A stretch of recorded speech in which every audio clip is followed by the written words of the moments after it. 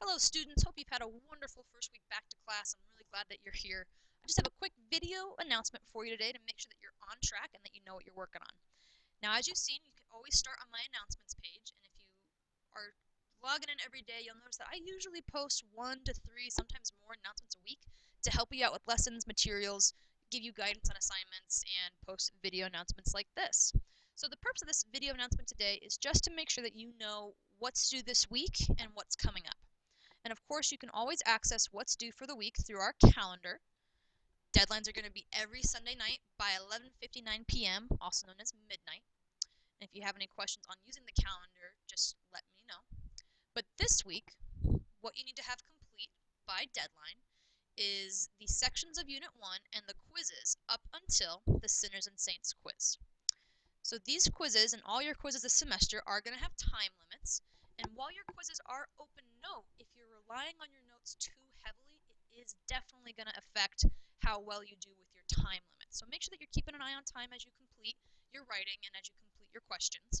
If you have any concerns about the time limits or they're really giving you difficulty, you can absolutely take the quiz on campus with me without a time limit. However, you do give up your privilege of notes. So you can have no time limit, but it is closed note. If you have any questions on these first 3 quizzes, let me know.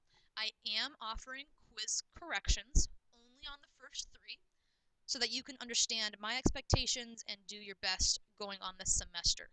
So if we have any crash and burn situations, which I doubt we will, you can make some test corrections. And again, contact me after your quiz has been graded if that applies to you. Next week, you want to be on the lookout for Finding Your Novel, The Crucible. I shouldn't call it a novel, it's actually a play, but it will be our first primary text this semester.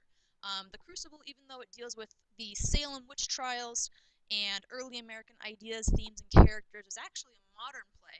It was written in 1953, and you're going to see that this play is just absolutely a psychological thriller full of chaos, supposed witchcraft, and really the difficult choices some people have to make in life. So I'm looking forward to it. I think you're going to enjoy it too.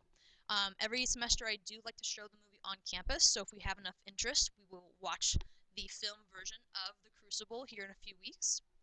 As you also start reading The Crucible next week and the week after, make sure that you're keeping an eye out for the key character chart, and you're going to need to fill that out as you're reading. We'll talk more about that later. You have a little bit of work to do before we really jump in, but we will start reading that play very soon, so make sure you find a copy of it. You can check it out from the front office, which you should have no trouble getting a copy from because we're a small group this semester.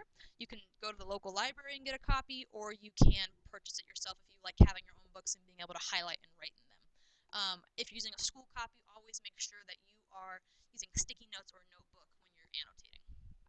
So that's where you should be this week. You should be up until the Sinners and Saints quiz. If you have any questions on class or where we're heading, just shoot me an email, call me, text me, find me on campus.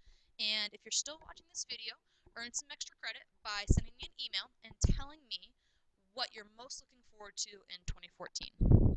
Have a great weekend and take care.